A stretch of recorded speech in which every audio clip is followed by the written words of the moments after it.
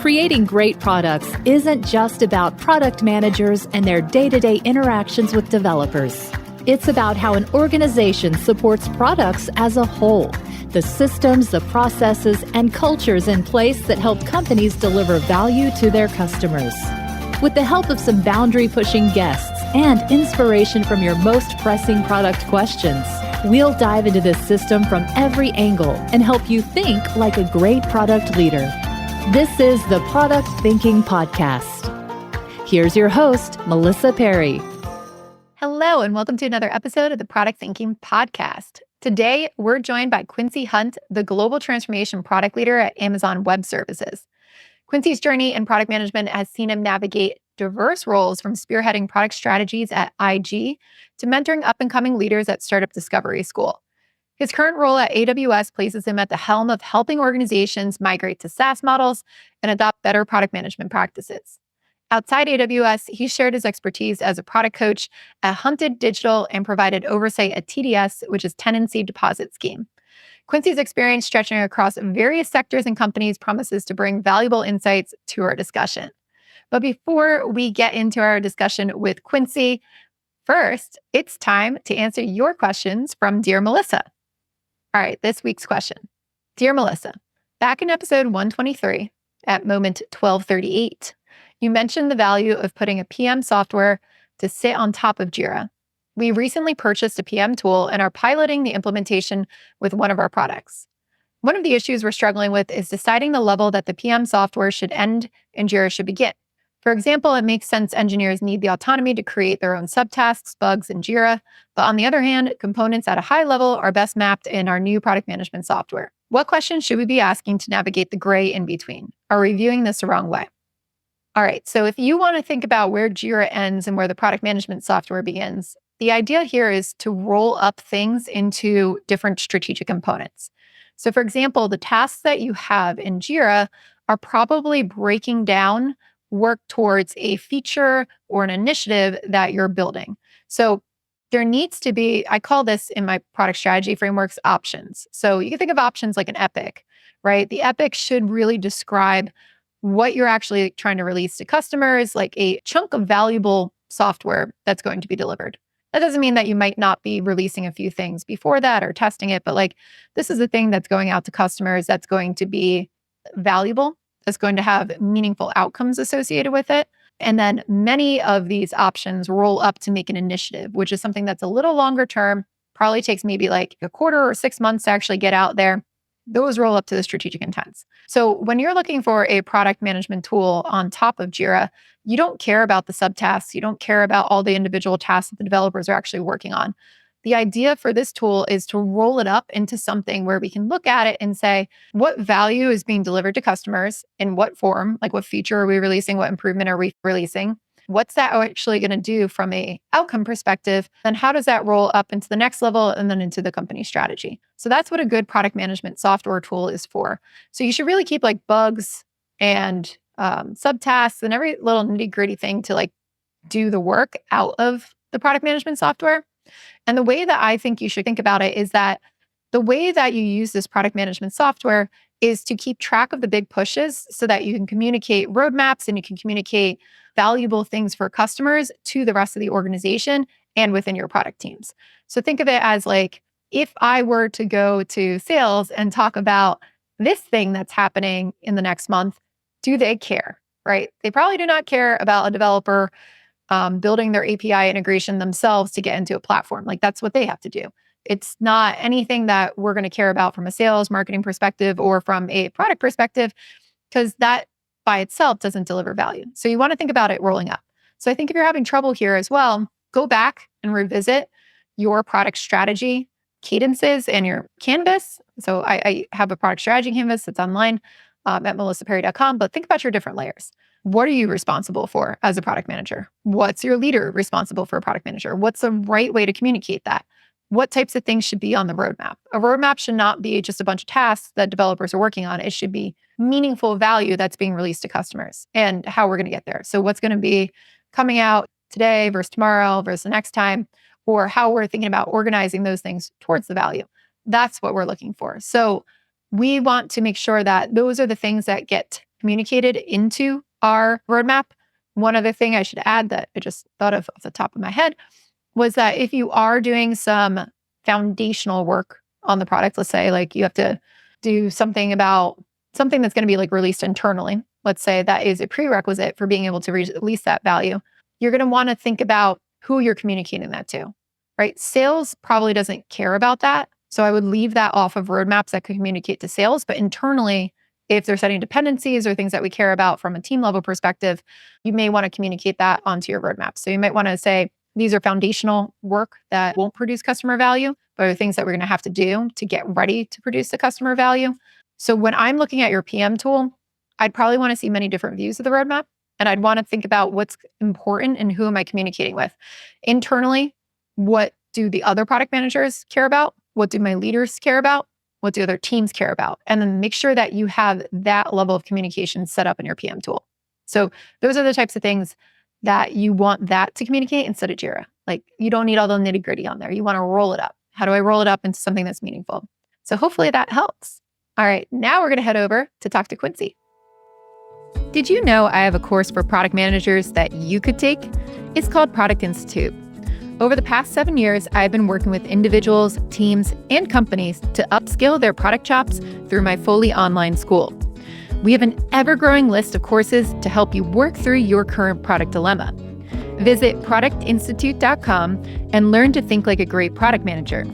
Use code THINKING to save $200 at checkout on our premier course, Product Management Foundations. Welcome, Quincy. It's great to have you on the show. Thank you, Melissa. Happy to be here.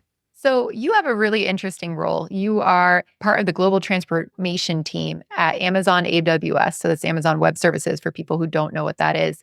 And it's more of this advisory, consulting, coaching type role where you work with executives and help them through their transformations. Can you tell us a little bit about your product background and what made you want to get into more of the consulting and advisory world?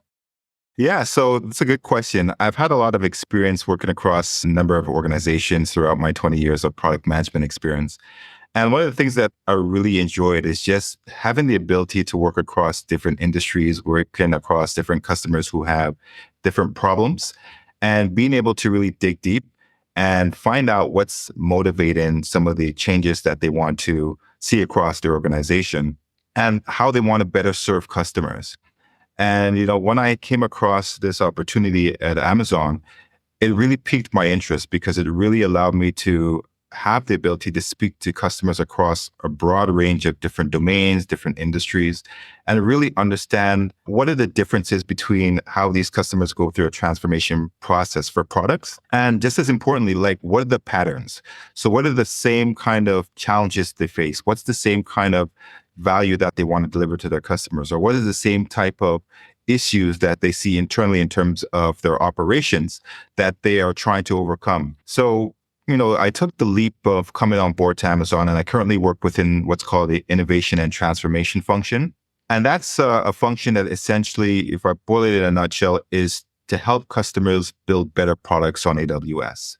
So you're not a cloud native organization, or sometimes you're in the cloud, but you don't know how to best leverage Amazon's or AWS's services. You would essentially use the services of the innovation and transformation team to help go through that process of helping build a better product. And that's not about just looking at the technology stack and the software code that you use to build a product, but it's looking at the business areas as well as the organizational and operational areas that help support how you build that technology to support your customers. So my role is really focused around supporting and leading executives. So I work with executives as well as senior leaderships within the organization, mainly within the product side. And the role that I find I have is more around coaching. So really around providing these folks with really strong coaching leadership around the product organization so they can move towards being much more product led. They could understand how to set up their product teams, their product operations, and really try to leverage that whole product mindset and that product mental model thinking to deliver value to their customer, to be, that's what we say at Amazon, to be very customer obsessed and customer centric. And that's kind of what led me to the role, is just having the ability to work across such a dynamic range of different areas and touch on the different abilities that organizations face today in terms of the challenges that they have with that transformation. Now, I think a lot of people out there hear the word transformation and they start to think about agile transformations. So when you're working with these organizations, are you talking about agile transformations or are you talking about a different type of transformation? Yeah, so agile does get touched on, but it's not the core of our conversations. The biggest part of our conversations is really using the Amazonian ways. So looking at how Amazon does products and how Amazon operates, and using that as a mechanism to help organizations better their operations. Now, what's important, Melissa, is that not every single thing that we do is going to work in an organization. So we're very careful about when we go in and we understand the context of how an organization is operating, what can potentially work versus what doesn't necessarily fit into their business as well as their environmental dynamics. So we look at things in areas such as the organizational structure and their practices, and that will cover things such as, the size of their teams. So we are known for this thing about 2 pizza teams and, having teams that are very agile, but it's very different when you have a monolithic application and you need to decompose and deconstruct this into smaller teams. And how do you go about that process? We look at things such as single-threaded leaders, leadership principles, team tenets. All these things are part of the organizational structure, The other part is about technology and infrastructure. So we look at how organizations have their technology set up, and how does that essentially align with the business? So if we think about organizations who traditionally have this big software stack, how do you decompose that into microservices? And beyond that, once you have all these microservices, how do you apply APIs in order for these microservices to speak to each other, to allow for your teams and your components to be a lot more autonomous and be decoupled and not have all these dependencies on each other? And then we talk about things such as the product management as well as the strategy. So how do we develop really good, crisp product management strategies that help really propel and accelerate the product teams to move fast, to deliver fast? Because one of the things that we highly index on over at Amazon is speed. And speed comes with having a very good operational construct in place that helps you accelerate decision making, helps you accelerate your experimentation, helps you have things such as your, what we call our working backwards to understand the customer and accelerate how quickly you deliver value. And then last but not least, there's things such as the, measurements and analysis. So how do we measure the goals that we're providing to the customers so that we can ensure that we're delivering the right type of value? So we speak to customers about these goals, and then how do they look at their product data, and how do they instrument and how do they have usage tracking and user engagement all in there so they can ensure that they understand the consumption patterns of their customers. And then all of that obviously needs to roll up into a proper reporting cadence as well as mechanisms to ensure that that's not just aligned with, the senior levels of the organization, but it's also aligned with the organizational objectives. So all of those are the things that we kind of touch on, which is, very much in parallel with product operations and product operation model and operating model. All of these things we touch on to essentially help a customer through that transformation as well as innovation journey. One of the things I wanted to go a little deeper on that you just mentioned too is speed, right? And I think in a lot of these organizations, they take too long for decision making. It's hard to get products out the door. I think, even when it came to agile transformations, when people started this around 2013, everybody was so desperate to get more speed, right? To be able to get things out to customers faster, develop software faster. When you're looking at that, not just from a technology perspective, but also from a product perspective, where do you see the longest gaps in these companies for speed? Where are the things that are taking too much time when it comes to that product decision-making cycle? Yeah, I think some of it is, decision by consensus or not having clarity around who's the single leader that is to make the end decision to move things forward. So what I've seen in terms of patterns is that in organizations, you have these teams and, you want everybody to be involved in helping make the right decision sometimes and in most cases on behalf of the customer. But that mindset of having everybody involved in the decision sometimes adds a level of lag and slows down the complexity or slows it down when there's a very complex decision that has to be made. So I've seen that as a very common pattern. You don't know when to agree on issues or challenges that are very contentious or different from what you traditionally do. So there's a lot of consensus that goes around. It goes up and down the executive team. The executive team is expecting the teams or the product management teams to make the decision. The product management teams are saying, well, no, this is, above our pay grade. We want the executives to make a decision. And there's that constant loop. So I think that's been a challenge. I think the other thing too that I see quite a bit in terms of a pattern is that, people are afraid of making mistakes. People are afraid of making the wrong decision. So, it creates an environment where no decision is made because nobody wants to make a mistake. Nobody wants to be penalized by it. And nobody wants to be the one who is known for, the product or service that didn't work or the capability that did not meet the customer expectations. So I see quite a bit of patterns with customers who are not making quick decisions because there's that whole level of let's try to do this by consensus to minimize the responsibility of or the onerous kind of condition that one person has to take in order to make that decision. To counter that, what I see is kind of the way you deal with that is a few ways. So we have this whole thing about one-way and two-way doors. I don't know if you're familiar with the concept, but essentially you need to think about your decisions on two levels. If it's a one-way door decision, it means you go through that door, you can't turn around and you can't change that decision. And that's, for example, if I decide that I'm going to quit my job. If I tell my boss I quit my job, that's it. I can't wake up tomorrow and say, well, I changed my mind. It's not going to work out. That's a one-way door decision. And that's the same with technology decisions. Sometimes if you buy, infrastructure or technology equipment, you can't really change that after you've made that decision and you deployed it, or something that's very customer impacted. A two-way door decision is a decision that you can easily reverse on. So if I, decide that I want to paint my room blue, when I wake up in the morning, I decide, oh no, I don't want to like the color blue. I could just now change the color to red. It's a two-way door decision because I know I can make that decision and change it, and it's not going to have a big impact in terms of the outcome of what happens.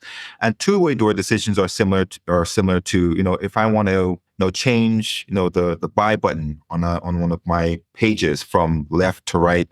If I want to change, some of the search criteria decisions on my page, these are things that are two-way door decisions because you can reverse that decision without having really hard detrimental impact to your customers. So I think a big part of it is customers need to understand that there are levels in terms of how you segment how your decisions are made. And those decisions that are two-way door decisions are decisions that should be made very quickly. It's not something that you should have to have a consensus on. You should have a leader who goes by that.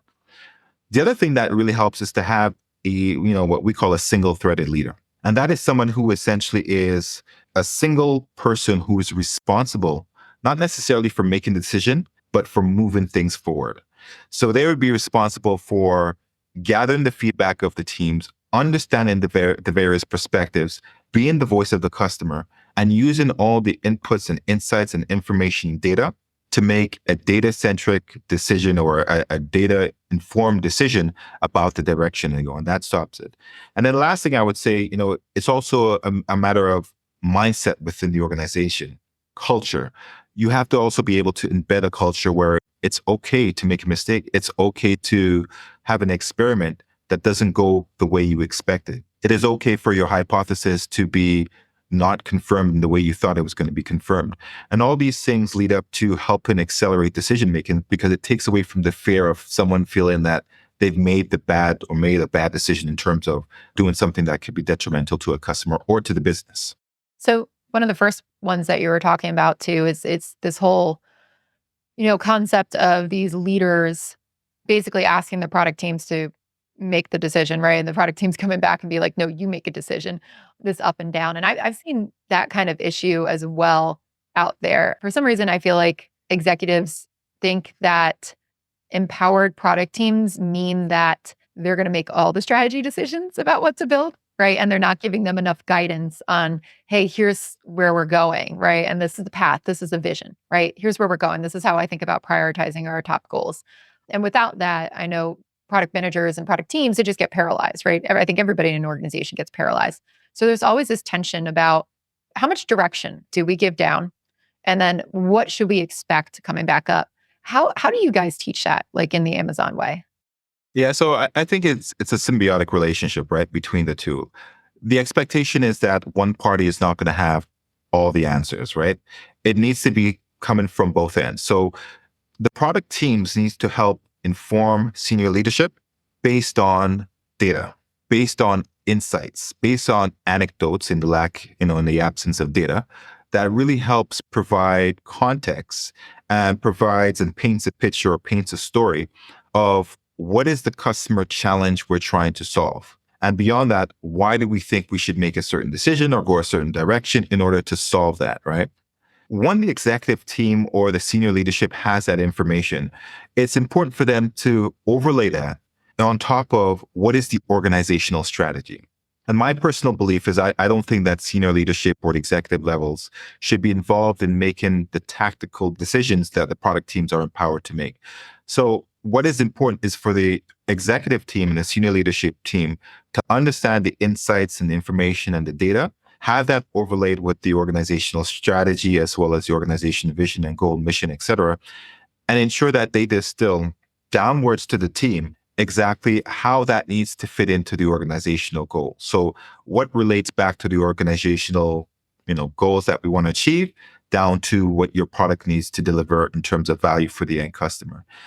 And that should help drive that decision downwards to the product teams. Because what I think is always important is the decision for products should always be for the folks who are closest to the customer, so at the endpoints. And because product teams are traditionally closest to the customer, understands the customer, and should be ideally the voice of the customer, they should make the decisions and be empowered to make those decisions and be single-threaded leaders to make those decisions that are aligned with that kind of directive from the organizational top line strategic view that's coming from the executive. So I don't think it's one or the other. I think it's a symbiotic relationship, and they both have to have not necessarily a say, but an involvement in terms of where that information comes or what information comes each way, and then how that influences the decisions that need to be made by the product teams. The other thing that I would say on top of that is, based on your operational construct and how your product operations are set up, it's not wrong to have a governance structure or a framework in place that supports when certain decisions should be escalated or when certain decisions should move up the chain to an executive level. And that could be based on impact to customer in terms of customer numbers. It can be based on revenue numbers. It could be based on cost criteria. So if you have a framework in place that supports that, it's very easy for the executive team to know, okay, well, this is now a decision that needs to come to our level at the executive level because it meets a specific threshold or criteria that says the product team cannot make this because it involves too much risk to the business or to our customers. So one thing I see with a lot of leaders is they struggle to figure out how to give that information to the teams, right? Amazon's famous for like their working backwards type work. What level does that happen at? And if it is on the product team level, like what's the executive version of what they hand down to the product teams or what they try to communicate for direction? Yeah, so it goes back to that symbiotic relationship. So any kind of new initiative, and this is not, secret information I'm sharing. Everything here is public, so you can research this and find this out. But anything that is a new initiative, a new product, a new program that Amazon wants to implement starts internally with a person who has the idea or the thought. Even if it's a new capability or a new feature, starts with this working backward from the customer, really understanding their pain points, their challenges, what they want to achieve. And that goes into what we call a PR FAQ process, which is basically a press release and FAQ. And I won't get into the details too much of that, but essentially it's a document that provides context of what do you want the future state of your customer that engages with this product to be like? What is their experience going to be like? What are they going to say? And what is going to be the story within the organization that supports that product? And that PRFAQ document, which also has a set of FAQs that supports customer questions as well as internal stakeholder questions, is used to help different stakeholders and teams really dig into what this new proposition or the decision is that we want to make if it's a new product innovation. And think about, what are some of the things that can, derail, or what are some of the things that can create a challenge for this new product or service or proposition that we're building. And it gives people thinking because all that feedback goes into the document, and then the owner of that document or the single-threaded leader of that document has the responsibility of addressing those concerns and continuously evolving the document to where it's a point where it says, okay, I can now bring this up to senior levels of the organization. And that goes all the way up to the senior level of executives of the organization who read that document and can give a final say on, yes, we can move forward with this idea or this innovative thought that we want as a new product or solution. So that's one aspect of it. Once that is done, it is also the responsibility of the teams to put in place what is going to be the key metrics, what are going to be the resources, what are going to be the financial investment needed to make this new product or innovation work, or even if it's a new capability. And that goes into a document that's part of an annual planning cycle process. And that goes to the executive level of the leadership team.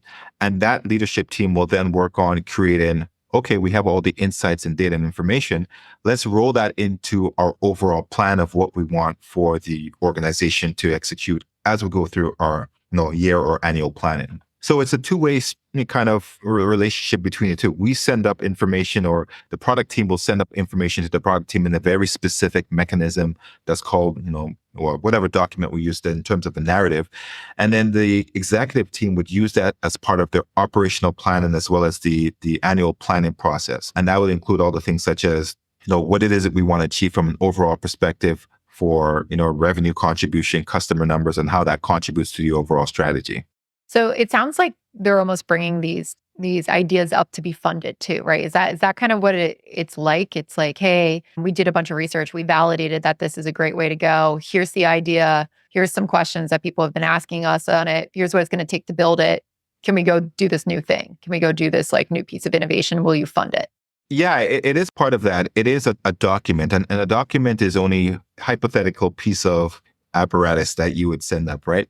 A big part that supports that is also experimentation. So there's this culture within the organization, and kind of what we tell our partners that they should do as well, that you have to have the ability to experiment and test and develop some sort of data points or insights in the absence of that, anecdotes that will help support why you are recommending this. So it's not just, a academic paper that's being put together that says, hey, we have a great idea, we want to do this. This is usually supported by some sort of tangible data points that was derived through a series of small experiments that support why we want to take a certain direction for a product or service. And it doesn't have to be a new product or service. It also could be a new capability. It could also be a new feature. It really depends on the scale and the size of what it is that we want to bring to market. One thing I see companies struggle with, and I think Amazon is pretty good at this, so I'm curious how you advise your companies with it, is how to get people to embrace innovation and come up with wildly different ideas, right? Like Alexa is a great example at Amazon. Many companies, I think, that are going through transformation or starting off with these new ways of working with product management and software, they lack the capabilities or maybe their operating model or something. I don't know what it is, but they lack this way of trying to figure out how to incorporate innovation into it. And I've seen many different ways of people trying to solve that problem, right? It's like we make a little innovation hub outside the company in a really cool building, and we put a bunch of people over there and we say, go build new products, right? I see a lot of desire from executives for regular team members to be able to innovate and come back to them with really radically cool new ideas. And yet I hear from those team members that they will do that and then they never get funded, right? Or there's we don't have a process for actually putting this into place. What have you seen work for baking innovation into an organization and giving people the space to go out and tackle it? So I think all of that, Melissa, really starts with, that whole construct of working backwards from the customer, really intimately understanding what the customer's problem and challenge is, and empathizing with the customer, putting yourself in that customer's shoes so you could really understand hey, where's the friction points that I'm trying to alleviate here? What is the value that I want to get out of, adopting a specific product or service, et cetera? So I think that's the starting point, right? And I think that's one of the hardest things to do. Organizations, have these nice, hubs for innovation and all that sort of great stuff and product development. And, it's very easy to go into your existing database of customers, your customer support folks and your sales folks and your marketing, and get all these great, amazing data points and use that as justification to build up your story. But I think it's also one level harder to actually say, I'm going to interact with my customers firsthand.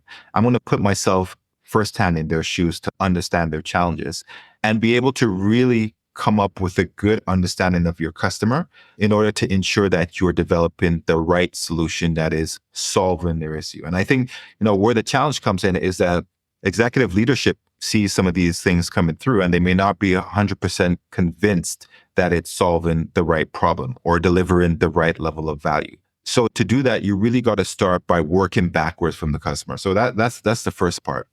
The second thing is, I see innovation and funding for innovation as almost like a startup, like when a startup goes through its A, B, C, D, et cetera series, right? So it's important for product teams and these innovation hubs to have, we call it an MLP, most lovable product at Amazon, not really an MVP, but to have a product that they start at a small scale. And within that small scale and within the first phase or the first gate of delivering that product, they have to have established KPIs that says by this period, I want to be able to meet XYZ metrics. And this is how I'm going to do it. And this is the value that's going to be delivered to the customer. And if it does not happen, then I need to pivot. Then I need to iterate to change exactly what I see from the outcome of what my customer is going to realize from the product, right? If my KPIs are met and I do meet the objectives, which are aligned with executive teams, then I get a batch of funding. And it should be done in that sort of method or mechanism. So funding is done in batches versus saying, I've got this great innovation. It's going to cost, $1 million. I want $1 million to fund this. That's not how it should work. It should really work with, I got this great innovation. We're going to start off, in the first phase. It's going to have XYZ, KPIs in place that we want to meet. And we're going to try to achieve this because this is the goal and the outcome. And this is how we're going to prove and validate the concept works. And if that's met, then the executive leadership team could say, okay, I will give you a batch of funding that will be supported until the next batch of funding. And that funding will then draw down. As it draws down and they reach the next gate, they'll have to obviously prove the next set of KPIs.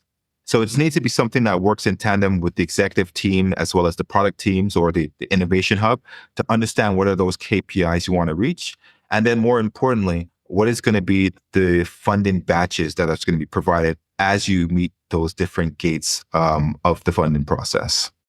When you're working with teams like this too, how do you balance who can come up and ask for that funding and having teams around products? Let's say I could see people executing this wrong and doing it more like project-based funding, right? Where they're like, okay, this means everybody needs to come to me with their idea to improve a feature or to make a new product, right? And we will sign off on that project like we used to do in PMOs and, fund it.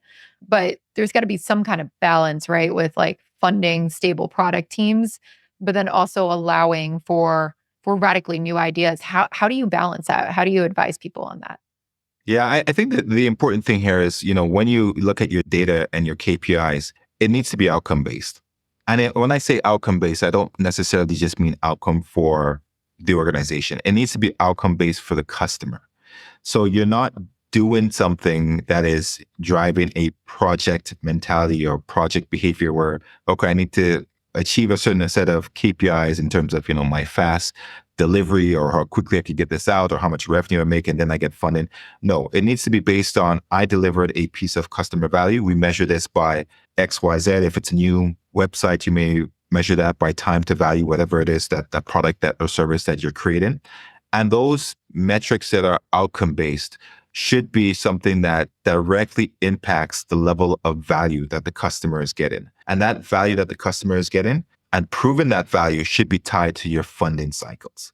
So when we think about how that funding is released to this innovation team, it needs to be based on, okay, innovation team, you prove that you've delivered value to the customer. You prove that the customer is happy with the outcome of what you've delivered. We are now releasing the next set of funding for you because you're showing that there's viability in this, not just for the business where it may just be short term, but you're proving this viability for this, for the customer, where it adds a level of credibility for long-term continuation of consumption of the product or service.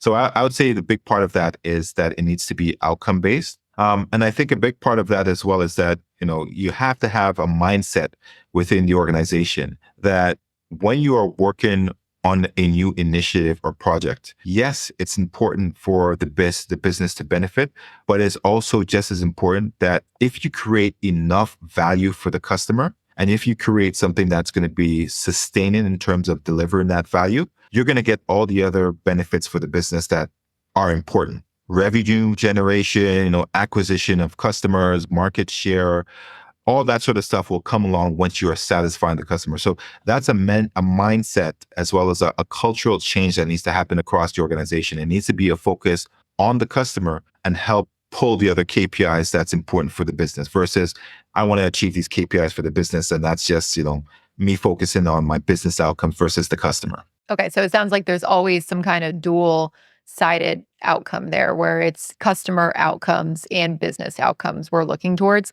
but it's never just one in isolation. Absolutely.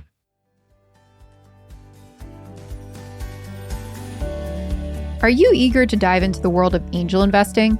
I was too, but I wasn't sure how to get started. I knew I could evaluate the early stage companies from a product standpoint, but I didn't know much about the financial side. This is why I joined Hustle Fund's Angel Squad. They don't just bring you opportunities to invest in early stage companies, they provide an entire education on how professional investors think about which companies to fund. Product leaders make fantastic angel investors, and if you're interested in joining me at Angel Squad, you can learn more at hustlefund.vc/MP. Find the link in our show notes. So one thing you kept mentioning too a little bit earlier is about like this concept of a single threaded leader. Is that a role? Like, is that a product manager? Is it somebody else? Could it be any type of role? Who is that person? Yeah. So typically the single threaded leader on product teams should be the product manager. So the product manager is the individual who, really has and understands the voice of the customer. They understand the different elements of what is required to build that product from the technical side, the business side. It doesn't mean they need to go deep into the tech, but they understand the limitations, the parameters, the requirements, and they understand the business value, why this is important for the business or what it is we need to do in order to operationalize that. So the single-threaded leader is not necessarily the person who has all the answers, but is the person who has a well-rounded understanding of the key elements and triggers that's going to support that product as it goes through the product lifecycle. So when we talk about single-threaded leader, it's really the person who takes the perspectives of the team. So if we're talking about, a product team, if it has an engineering manager, if it has a designer, if it has someone who's responsible for, database creation, if it's somebody who's responsible for, who's a business analyst, all those elements, that person needs to have broad context on, not deep understanding, but broad context on. So when feedback and information comes to that individual or is being shared, that individual should be able to understand it and synthesize that information in order for them to make the right decision for and on behalf of the customer as well as the business. So they're a single-threaded leader because they are taking and aggregating all that information. They're not necessarily a single-threaded leader because they're a dictator. It's more of, okay, I'm in the middle and I have the responsibility of aggregating all this information that I get, all this domain experience that I have on the team. How do I bring this all together to make a decision that is best for the customer as well as the organization? So I feel like since, I'm trying to think of when, but like I think like in the early Scrum days, right? And when we were starting to think about how companies operate and make decisions too, I've found that some people have conflicting views, and this is where it gets a little messy, about decision-making and who makes the decisions, right? And you did mention early on in the podcast about how trying to make decisions by consensus is what really, slows us down. I've always believed in this approach of like the product team helps to make the decisions, including the engineers and the designers being involved in it. But at the end of the day, the product manager has to be the one who makes a call if there's like not a consensus, right, about where we go. And I find that sometimes upsets people, right? When you say that this is the person who makes the call at the end of the day. How do you balance making sure that everybody's voices are brought in and considered, right? As a product manager, what's your advice for them? Versus moving people along and for the, sake of getting things out the door that are valuable. Like, how do you balance that decision making? And when's enough to stop as a product manager and make the decision? Let's put it that way. There are two things, Melissa, that I think are very helpful and support that spaghetti of mess that I call it, when there's the emotional elements that's involved in why can't I be heard or why can't my decision count, right? Two things that I think are super important. So the first is we have what's called tenants for product teams, right? And think about tenants as the tablet that Moses had when he went to the top of the mountain with your 10 commandments, right? Tenants are essentially the principles and rules by which the product teams are guided by. And each product team has a set of tenants, and those tenants provide alignment and synchronization across the product teams in terms of, should they focus on? How should they prioritize? What is important? Is it important to focus on the customer? Is it important to focus on operations? Is it important to focus on the business? So it really helps create a mental model of what needs to be taken into consideration as we make decisions, right? And what this does, it creates an element of a common understanding across the teams when we think about developing our products, right? So it I would say somewhat automatically gets rid of or stops to some degree the elements of people not understanding, why certain decisions should be taken. Because, you have your set of tenets or your set of commandments, whatever you want to call it, my decisions should be guided by these set of tenets. So it sets that mental model in people's mind so they know that they should be guided by what's in that. So that takes away some of the fuzz and some of the gray area. It's not exactly perfect. It's not 100%, but at least it brings everybody on a common ground, right? The other thing that, works really well at Amazon, and it works at other organizations once they do have it in place, we have a set of leadership principles. And we are very meticulous and work very hard to bring people into the business who share and have and can, commit to the same type of leadership principles we have. And one of the leadership principles we have is to disagree and commit. So it means that you have the opportunity, even if you don't agree with something, to disagree with that decision, to state your position. And it is up to leadership. It is up to the product manager. It is up to people on the team to understand your perspective, to see your perspective, and also to give you enough insights into why we may have already thought about your perspective and addressed it, or why we don't think it may be something that we need to consider as we make a decision. But once that is in place, it's also important for you as an individual, if you are disagreeing, to understand why this decision is being made and then commit to the way forward. And that doesn't mean you're doing it in a disgruntled fashion, or I don't agree with this and I'm happy and I'm gonna move forward. You're committing because you understand, you have context, you have a good foundation of why you're making or why the product team is making a decision. So I think the disagree and commit is a very strong leadership principle that helps support. I can voice my opinion. I could say I don't agree. I can say what I think about this decision, but I'm going to commit on behalf of the team and commit on behalf of the customer to do the right thing. And the product manager is usually the person who has that final say to say, well, this is the right thing to do because they are the voice of the customer. So I think those two elements, disagree and commit, as well as having a foundation of tenets that gives you the principles of guidance, really helps to provide that alignment for teams to get away from all that gray area of, when should I listen to you? When should I not listen to you? Or my feelings are hurt because you didn't really hear me. And I think that creates a better environment for that kind of decision making. I've always really loved that motto of disagree and commit. And I think it's so important too for leaders or anybody in a leadership position to kind of bring that to the forefront and make that part of their culture, just so things can get done and they can keep things moving. But I've always thought that was such a strong thing. So that's great. So we talked a lot about setting up good cultural tenants, good product tenants as well, how to like really start to communicate strategy. And another piece that you started talking about at the beginning was this concept of your product operating model and how you actually run your business to provide efficiencies and a better way of working here. When you think about the product operating model, what does that mean to you? What comprises of the operating model?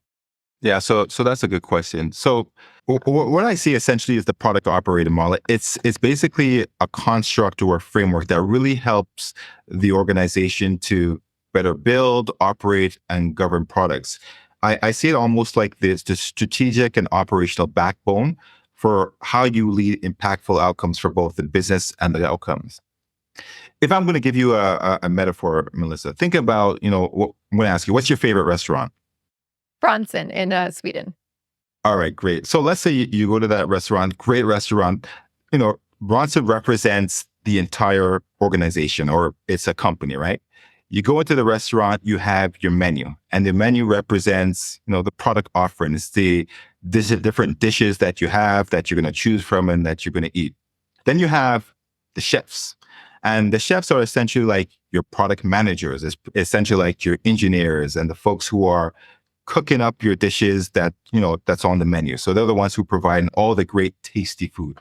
Then you have like your waiters and your servers, and that's like almost like your sales and marketing team. No, they're taking the orders from the customers, they're ensuring that they're having a pleasant dining experience, ensuring that they're liking it. And then you have yourself, this is your favorite restaurant, you come in and you use it. And then you have the restaurant manager. So to me, the restaurant manager symbolizes product operations because it is the person who helps to orchestrate all this. They're not cooking the food, they're not serving the tables, but they're overseeing the entire operation to make sure that you have like a good experience. So when I think about operations or product operations, it's about how do you pull together the organization, not just the product team, but the organization as a whole, to orchestrate all the different moving parts that impact that customer's experience, that impacts the efficiency, that impacts the outcomes of what you're trying to deliver. So product operations is almost like and I think you may have said this in your book, is almost like the glue that holds things together to make sure that everybody is synchronized and seeing and doing the same thing in the benefit of the customer. So when you are advising people on how to set up product operations and looking at this, are there core components that you've seen be very helpful? Yeah, so that spans across the different areas that I spoke about before about, the operational structure or the organizational structure. There's the technology component that I spoke about, the product management, and then there's the measurements and analysis. So those are the key areas that I kind of see are the areas that I focus on for customers. When we talk about the organizational structure, the things that, that come up the most is deconstructing and decomposing their product teams into smaller, more agile teams. And, and within Amazon, we call this 2 pizza teams. So these smaller teams that can be able to move quicker and respond to our customers and be able to experiment, iterate, and move really fast, right? It's also important as part of that team construct that you have, your single-threaded leaders, again, that really helps to accelerate your decision-making. And we find, what I've seen in organizations is that sometimes you don't have clarity around who's that single person who's making the decision. It's always, well, I'm not sure if I should make that decision because it may touch on, Melissa's domain and I don't want to upset her, or I think she should make the call, or, her technology area is going to be impacted if I make a call. So I think that's, part of an important part that, I see. The other thing I always tell some of my customers about that I think is super crucial, and it sounds very simple, is having those set of leadership principles as well as tenets. Because what it is providing some sort of guidepost in terms of when I think about my organizational practices and the structure, like what am I being guided by? What is giving me a sense of, okay, this is the framework of what are the things that are important for the business, what's important for the customers, what's important for my team. So I think those are important things. And then the other part, which I think is super important, as I mentioned, is about the technology and as well as infrastructure. So those things such as, how do I decompose my architecture or my infrastructure to be much more microservices based? And how do I leverage my APIs to ensure that, I decouple all these systems that were hard coded to each other to allow for a lot more autonomy, to allow for a lot more flexibility, and for us to be much more responsive. And then it's also important that, when you're thinking about technology and your infrastructure, it's not just about the technology platform that's serving your external customer. It's also about your internal mechanisms that are serving your internal builders.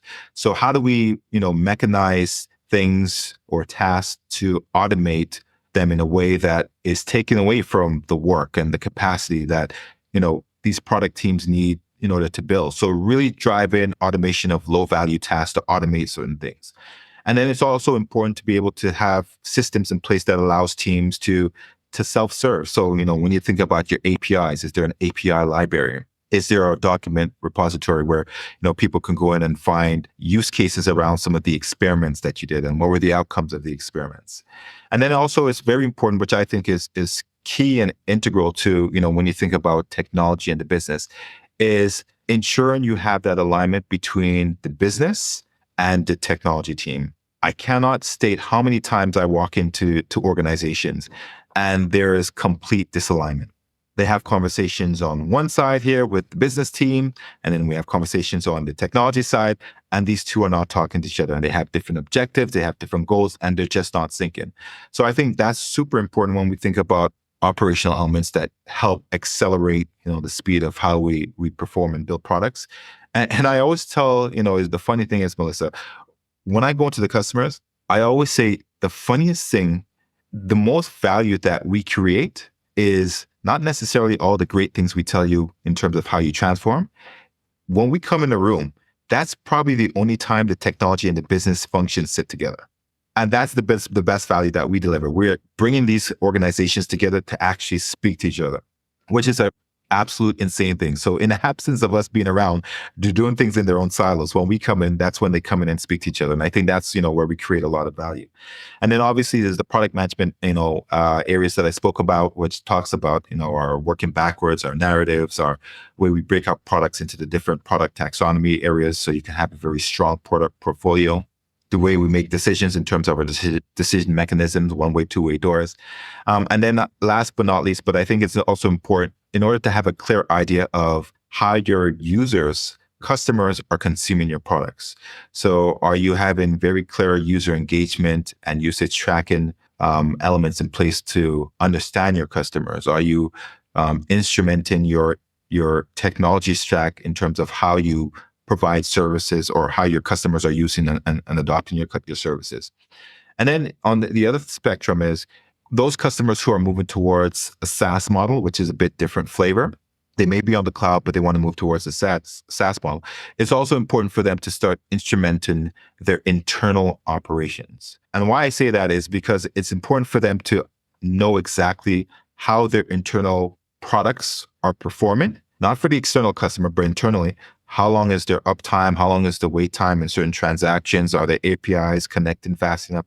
All those internal KPIs that were not before important to a product manager are now important, especially when you're in the SaaS world, because all those things impact the customer experience. So I think when we think about product operations, those are the key things that I kind of think about are the elements, I would discuss with the customer to help them evolve their current state. I want to talk about that SaaS transformation for a minute, about how you've worked with organizations as well who were more in a traditional software model. So not like non-software organizations, just for people out there listening, but ones who worked in this traditional software model and now they want to transform to SaaS. For people who are not aware of what that shift actually looks like, what makes it different between just like a normal software model and a SaaS software model? Yeah, so there are two things. Well, I should say there's two things. There's a few things actually. So one big part of it is cost optimization. So you're able to optimize the cost of your technology stack because you're using a common infrastructure. You're also creating a set of use cases for similar cohorts of users. So you don't have to try to customize every single, deployment that you have for a customer, because you have these, what we call tenants, which is basically where the customers, resides on your SaaS platform. So cost optimization is a big one. Responsiveness and agility is another huge part. So organizations now have the ability to be a lot more responsive because They don't have this big monolithic application or software stack that's now sitting in a customer's environment that has to be managed by the customer or themselves remotely. So they can now manage this for the customer through the cloud on the go. So all the customer really thinks about is the experience. They're not thinking about, oh, I need to manage servers, I need to manage software, I need to do security patch updates, I need to do new releases. All of that headache moves away from the customer. And that's a huge benefit for organizations in terms of deploying a software as a SaaS, but also for customers who use SaaS. I don't have to now take care of all these products and services. It's also a better way to understand your customers. So when you have a SaaS platform, one of the big things that is beneficial to the organization is having instrumentation in place that allows you to get real-time as well as dynamic information on how your product and service is being consumed. So before, when you deployed a customer, you gave your customer your software, you had no clue about how they use it. You don't know if they used it once, twice, if they never used it, if they even installed it. So having that benefit of being able to understand the usage and the behavior around how your customers are using your platform and your software is a huge part. And then the other part about it as well is there's an opportunity which is not immediate, but you now have recurring revenue. So you're changing your revenue model from, a revenue model that would have been, upfront, you get all your software that was essentially CapEx or a CapEx cost for the customer who's buying it. That now changes to an OpEx because now you're paying for something as you use it on a recurring basis. So it creates a recurring revenue opportunity for that SaaS provider as well. And I think it just also provides team with a lot more agility to respond quicker to the marketplace. So again, you don't have to push out software releases to individual customers when something new happens. You don't have 1,000 requests from 1,000 different customers. And then your customers all get the benefit of enhancements you make on behalf of a customer. So if Melissa says, I want to have, a capability where I can add a red button on my screen. Well, guess what? All the customers now who are on my SaaS platform get to benefit from that red button on the screen. And I'm obviously simplifying it quite a bit, but that's essentially kind of the benefits for why customers are moving towards that SaaS model. I heard this thing, and I don't know how true it is, so I really want to hear your perspective. But I was talking to some developers couple weeks ago, and they said that there's a push for companies who used to embrace the SaaS model, let's say buy SaaS products, not ones necessarily building SaaS products, but buying them, where some of them are actually moving back to on-prem because of the implications with AI and how people are using their data and the security and stuff around that. Is that a trend that you see at all? Being at AWS, I imagine that you would have some insights into that. Is that something that we should be worried about or any kind of trends that you see with companies doing that? Or is it, no, we're still migrating to SaaS? Yeah, I haven't heard that as an issue, to be honest with you. There's still quite a bit of customers that are making that transition and making that evolution towards a SaaS business model. So I haven't seen that as a showstopper. From my personal perspective, there are mechanisms that are available for customers to mitigate any kind of AI usage of their data. So you can actually have software products and software tools that stops, different AI companies from scraping data off of your platforms, your websites, or whatever it is. So there's mechanisms in place to have that. So I don't see that as necessarily a reason to stop moving to SaaS, because SaaS, there are some inherent business benefits behind it. And then the other thing, I think that organizations may be missing if they start reverting to on-prem is it takes away from that element of having very strong and updated security. So one of the things that, we are really good at Amazon and AWS is our security, protocols, our security stance, our security way of, or a way of securing the environment for our users. And because it's a model where we are always evolving and pushing security to our platform, and to our services, or I should say, it takes away that burden of having somebody who has an on-premise deployment to think about security and trying to figure out how they, stop breaches into their platform. So I don't see that as a showstopper unless there's something else that I'm missing. But for me, I think AI should not be a reason to stop moving to the cloud. If they want to leverage, again, some of the AI capabilities that is out there, you only can do that in a cost-effective manner for now on the cloud. Because to do that on premise, you have to buy very top tier equipment that can handle the processing, the load, the storage. It's not an easy task. So I think organizations will be underestimating the amount of work and effort that's needed in order to stand up an environment that can accommodate an AI tool set. And in addition to that, as your AI grows and evolves, it means it's going to use a lot more memory. It's going to use a lot more storage. It's going to use a lot more processing. And it means that you need to invest in that. And when you invest in that, you're doing it based on sizing what you think the future outcome is going to be of that utilization of all those different services. Whereas if you're on the cloud or if you're moving in SaaS, you can scale that based on your consumption patterns. You don't have to scale something out too big for what you may need, and then you don't end up using all that capacity. What are you excited about as you look at you're looking at all these different companies embracing, cloud services and SaaS models and great product management? What are you excited about for the future of product management and what you're seeing evolve at these companies? Oh, that's a really good question, Melissa. So it's a tough one. And I say that because the product management space, if you think back, I started in product management over 20 years ago, right? And you just can't see the grace because the hair doesn't really grow out much. But I started in product management over 20 years ago, right? And if you think about where product management was 20, 30 years ago, it was not as evolved as it is today. It was one of those things that we need to have product manager, somebody just to manage your products and put it together. But now product management has become almost the center point of creating value for the customer and ensuring that the customer's needs are fully embraced and fully adopted and all that's great stuff that, product management delivers, right?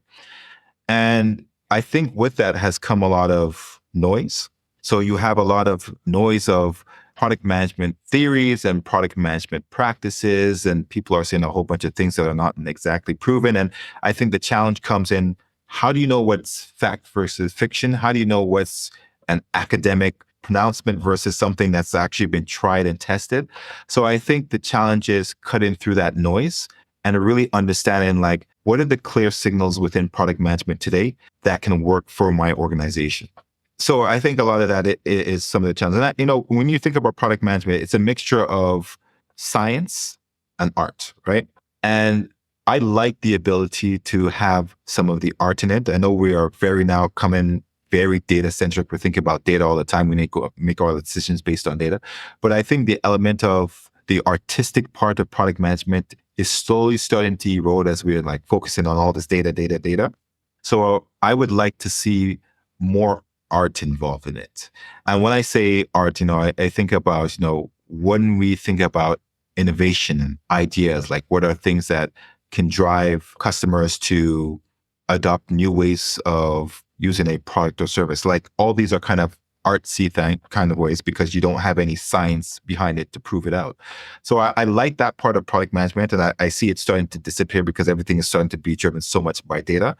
And some of it, yes, needs to be supported by data. You can't make all your decisions off of intuition, but I like that balance between the art and the science within product management that, really help drive the discipline from before.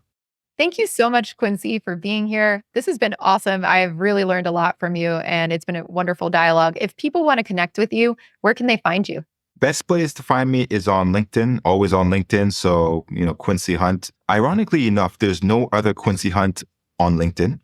And I did a Google search and there's no other Quincy Hunte. So unique. So yeah. So if you need to find me, it's very easy to find me on LinkedIn, Quincy Hunte, Hunt with an E at the end, and always free to have a chat and, talk some, shop talk, or even restaurants. I love food too as well. I'm a foodie as well. So feel free to reach out and happy to have a conversation. Awesome. We're going to have to talk about restaurants next time we chat because I'd love to go deep in that too. We'll link all of those links for finding Quincy in our show notes. So if you go to productthinkingpodcast.com, you can find out how to reach out to Quincy. And for those of you who are listening, we want to thank you for being here for this episode of the Product Thinking Podcast. We'll be back next Wednesday with another episode. So make sure you hit that like and subscribe button so that you never miss one. And we'll see you next time. Thank you. Bye-bye.